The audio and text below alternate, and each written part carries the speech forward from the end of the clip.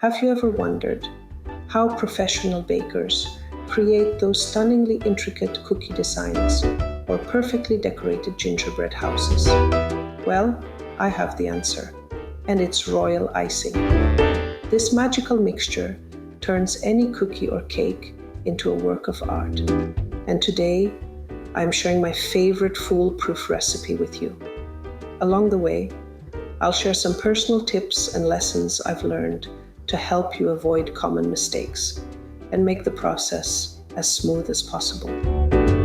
Oh, and since I'll be decorating a large amount of cookies today, I'm making a double batch of royal icing.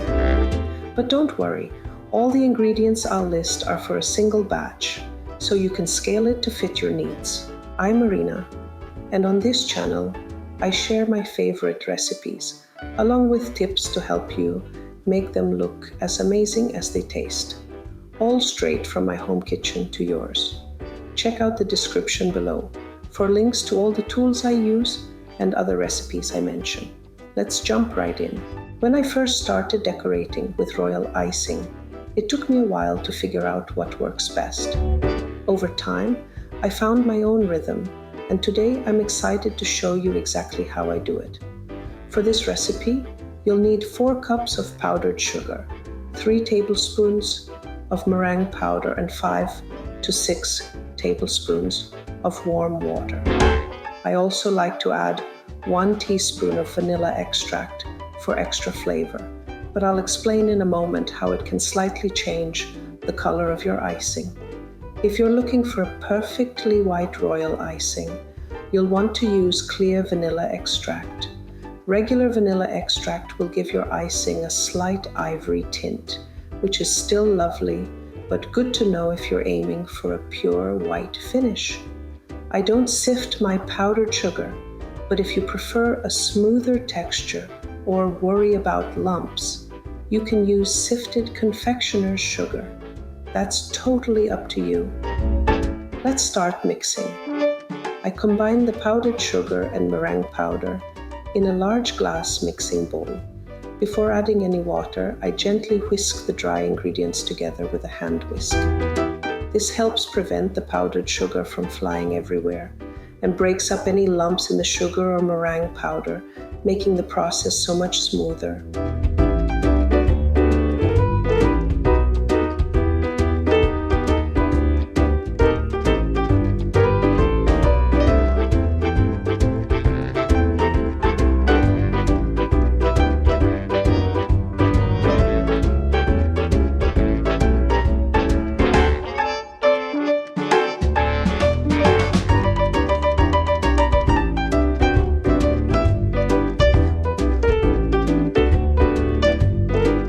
Next, I add 5 tablespoons of warm water to the dry mixture in the bowl.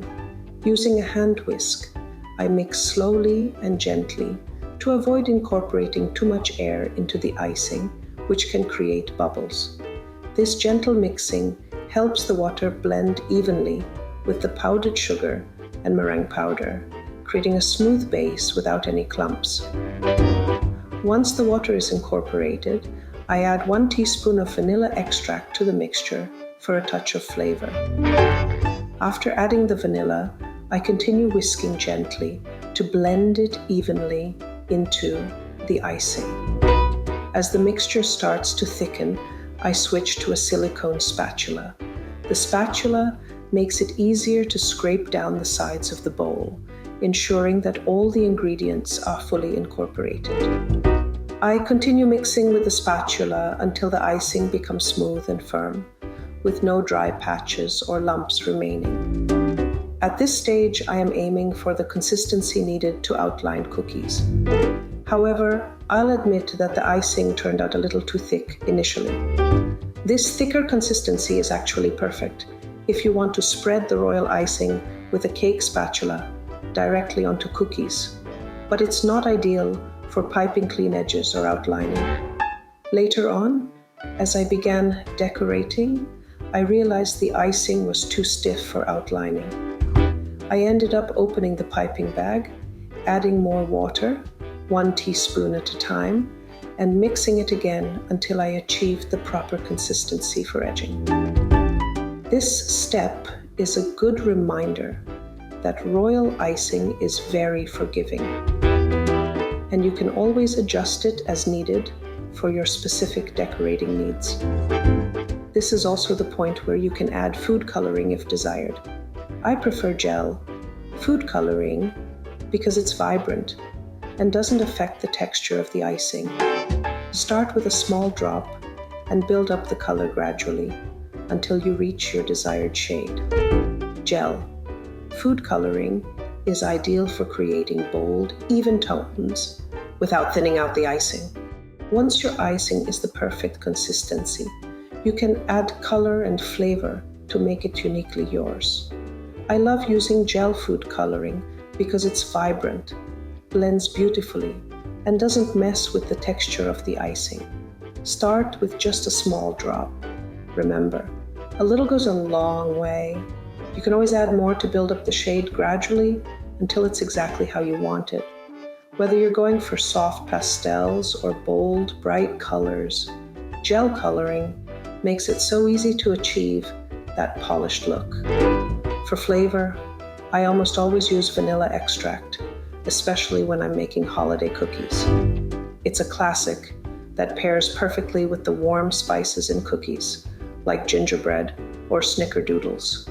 As I mentioned earlier, regular vanilla extract will give your icing a slight ivory tint, which can actually look quite lovely on warm-toned cookies. But if you're aiming for a pure bright white finish, clear vanilla extract is the way to go. Adding color and flavor is such a fun part of the process. It's where you can really get creative and make the icing your own. Whether you're matching a theme, experimenting with flavors, or just adding a personal touch, this step takes your royal icing to the next level. When the icing reaches the right consistency for edging, I carefully scoop it into a very thin piping bag. I'll leave a link below to the exact type I prefer. These thinner bags are my go-to for royal icing because they give so much more control compared to the thicker ones I usually use for buttercream frosting. A well-fitted piping bag can make all the difference when you're working on delicate designs. Here's a pro tip. Make sure the bag fits snugly in your palm so you can pipe with precision. Once it's filled, I simply tie a knot at the end. No rubber bands, no special tools, just a quick knot and you're good to go.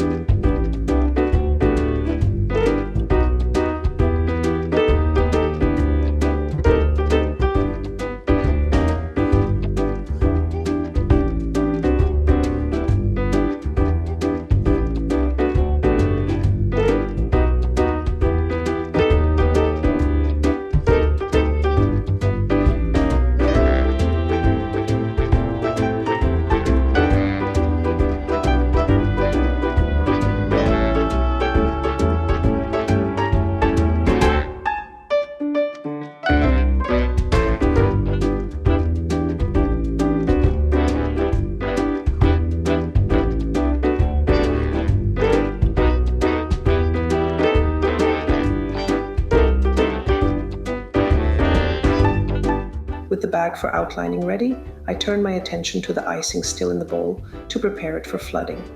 This step involves thinning it out to the right consistency, and this is where the fun really begins. I add 1 teaspoon of warm water at a time, mixing thoroughly after each addition. It's a gradual process, but trust me, patience here pays off. To test the flooding consistency, I use the 10-second test.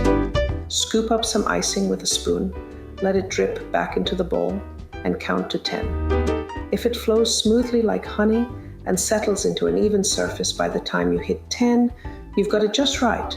If it's not there yet, keep tweaking. Once I'm happy with the flooding consistency, I transfer this icing into a larger piping bag, keeping your icing separate, one for edging and one for flooding.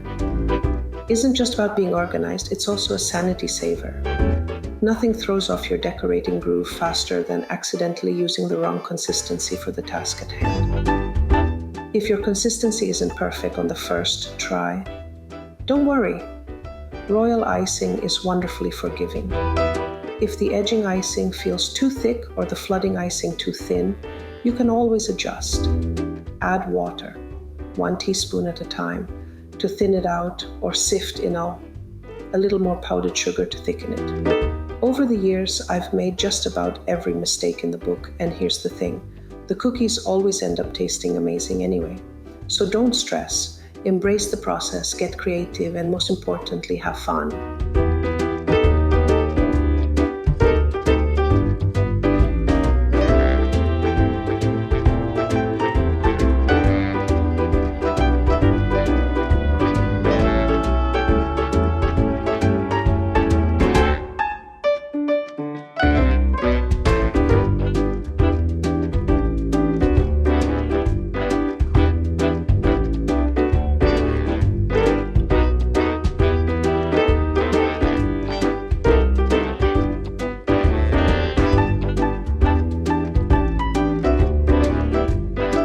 I hope you're enjoying making this royal icing as much as I am.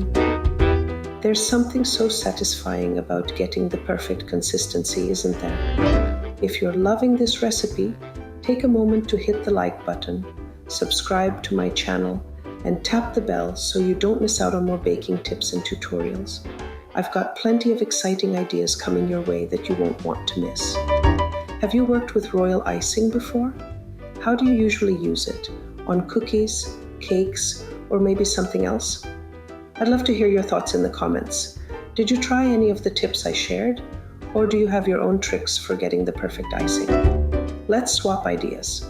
I love learning from you as much as I enjoy sharing my own experience. Now that we've got the royal icing ready, the possibilities are endless. Whether you're using it for cookies, gingerbread houses, or another creative project, you're all set. Let me know what you plan to decorate with this batch of royal icing. I can't wait to hear all about it.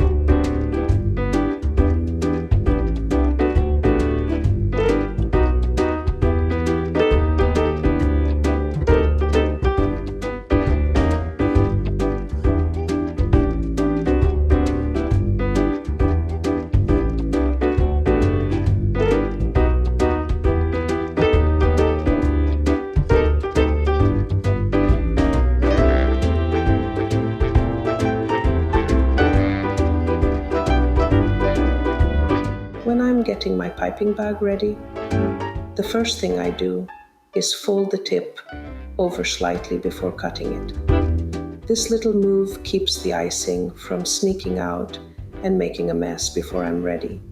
Because let's face it, royal icing has a mind of its own sometimes. Once that's under control, I grab my sharp scissors and cut a tiny piece off the tip of the bag. I always start small because you can trim more if needed, but if you cut too big, well, good luck piping delicate designs with a royal icing waterfall. After I make the cut, I test the bag by squeezing a bit of icing onto a piece of parchment paper or a plate. It's like a quick audition for the bag. Does the icing flow perfectly, or does it need some tweaks? If the line is too thin, or the icing is barely moving, I'll trim a little more from the tip and test again. For outlining or detailed designs, I keep the hole small and precise. But if I'm flooding, I go a little bigger, because nobody's got time to flood a cookie with a pinhole-sized opening. Now, if you're thinking, this icing feels too thick or too runny, don't panic. Just transfer the icing back into a bowl and adjust the consistency as I showed you earlier. Add a bit of water to thin it out or sift in more powdered sugar to thicken it up. It's like a quick little makeover for your icing. Nothing a bowl and spatula can't fix. And hey, royal icing is super forgiving, so no need to stress if you don't get it right on the first try. If I'm working with different consistencies, like thicker icing for outlining and thinner icing for flooding, I make sure to label the bags, or at least keep track of which is which. Trust me, you don't want to accidentally flood a cookie with your outlining bag. Before I dive into decorating, I always double check that the knot at the end of the bag is nice and tight. Then I give the bag a gentle knead to push the icing toward the tip, kind of like coaxing toothpaste out of the tube, but way more fun and way tastier. Prepping the piping bag might seem like a small step, but it's a game changer. With everything set up just right, decorating becomes way easier and way less chaotic. Plus, when your setup is smooth, your cookies turn out looking so polished that people might start asking where you secretly got them catered.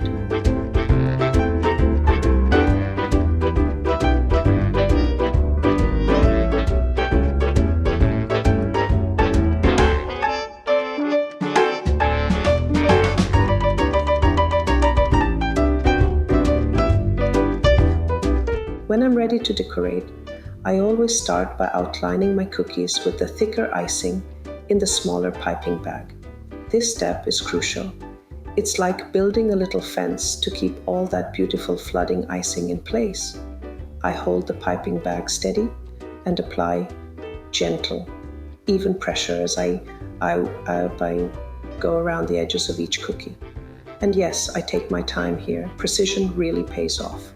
If you're new to this, don't worry. Practicing on a piece of parchment paper first is a great way to get comfortable without turning your cookies into a piping experiment gone wrong. Once the outlines are done and I've admired my neat little borders, it's time to switch to the thinner, flooding icing in the larger piping bag. Flooding the cookies starts with gently squeezing the icing just inside the outline, creating a clean, contained edge. Once that's done, I move inward, letting the icing flow naturally toward the center. It's almost hypnotic watching the icing fill in the gaps. If it needs a little nudge, I grab a toothpick or a small offset spatula to spread the icing and make sure every corner is covered. Smooth, even layers are the goal here, and taking the time to guide the icing pays off big. Starting at the edges and working toward the center does more than keep things tidy. It helps me stay in control. The last thing I want is a flood of icing spilling over my carefully piped borders. Oh, and if I spot any pesky air bubbles, they always show up uninvited.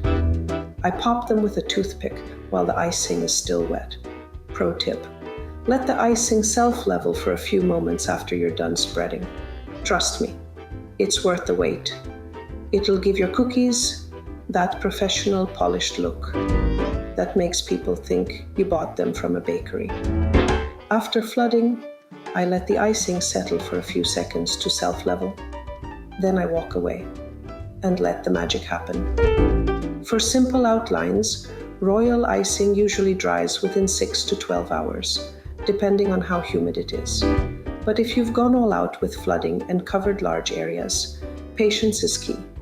Fully flooded cookies take about 48 hours to dry completely. Yes, 2 whole days.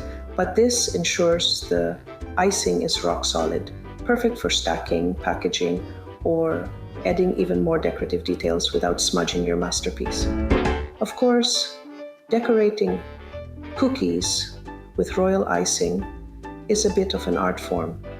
It takes practice, a little patience, and maybe a deep breath or two if things don't go perfectly the first time. But with these tips, you'll be on your way to cookies that look as stunning as they taste. Whether you're creating simple designs or crafting edible masterpieces, outlining and flooding will give your cookies that flawless finish every time.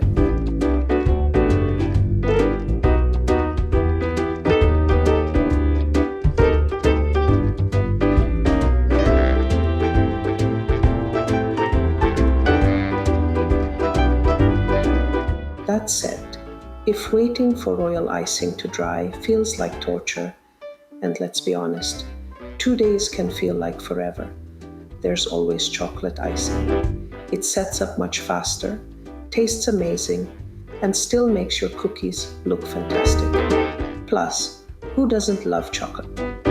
If you're curious about how to decorate cookies with chocolate icing, be sure to check out my other video where I walk you through the process step by step. It's a game changer for those times when you're short on patience, but still want beautiful results.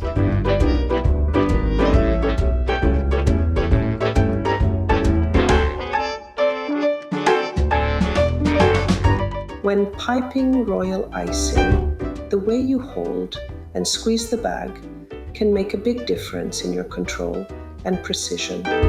Instead of squeezing the bag from the top, which can lead to uneven pressure and air bubbles, focus on twisting the bag near the end and gently pushing the icing toward the tip. Start by twisting the bag tightly at the knot or end to ensure no air is trapped inside. Then use your dominant hand to grip and squeeze the icing near the twist. This creates steady, consistent pressure that pushes the icing smoothly through the tip. Your other hand can guide the bag near the tip for accuracy.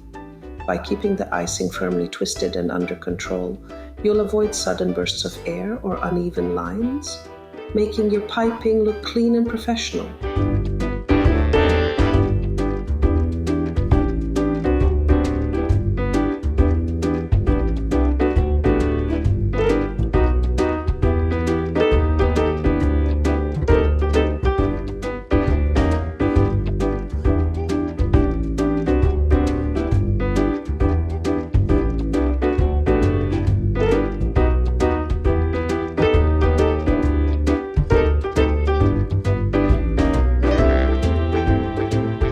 If you're like me and often end up with leftover royal icing after a decorating session, don't worry, nothing goes to waste here.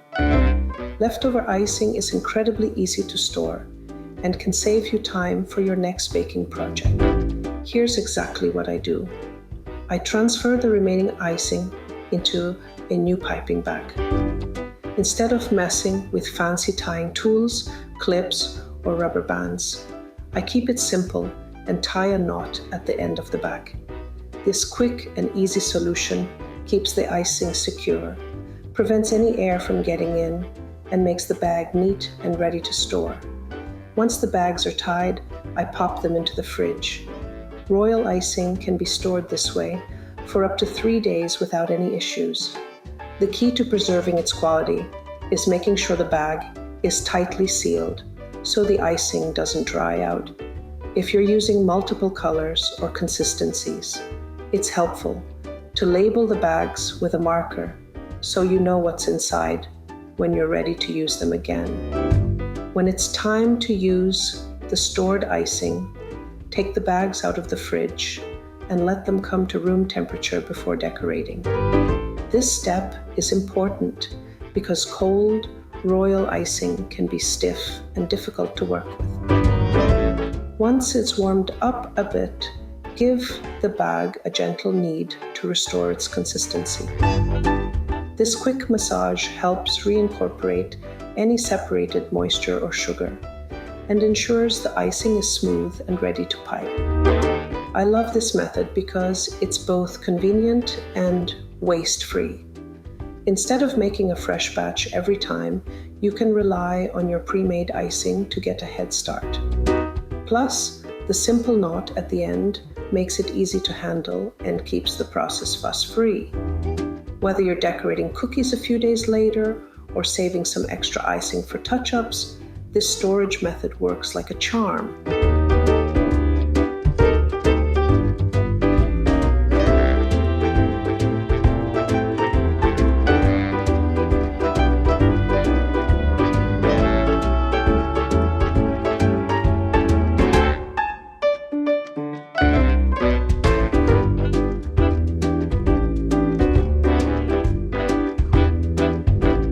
And there you have it, a foolproof royal icing recipe packed with all my personal tips to help you create stunning cookies every single time. Whether you're decorating for the holidays, a special occasion, or just for fun, this icing will elevate your creations to a whole new level. It's simple, versatile, and so rewarding to use. Thank you for watching and joining me in this video. If you're ready to take your decorating skills even further, check out my next video, where I'll show you step by step how to flood a cookie with royal icing for that smooth, professional finish. See you there.